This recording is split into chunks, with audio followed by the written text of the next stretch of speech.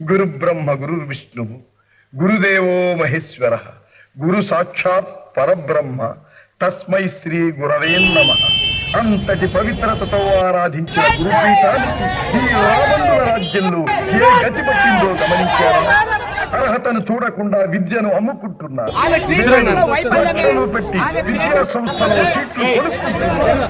ప్రజ్ఞ లేకుండా డబ్బు కట్టి ఇంజనీర్ అయిన వారు కట్టిన ప్రాజెక్టులు ఏమవుతాయి? నీటి పాలు కావా? డబ్బుతో వైద్యం నేర్చుకున్నవాడు శస్త్రచికిత్స చేస్తే ఏమవుతుంది? ఆ రోగే గల్లంతు కాడా? పరిశుభ్రంగా ఉండవలసిన ఆసుపత్రులు మురికి కూపాలైతే దానికి జవాబుదారీ ఎవరు?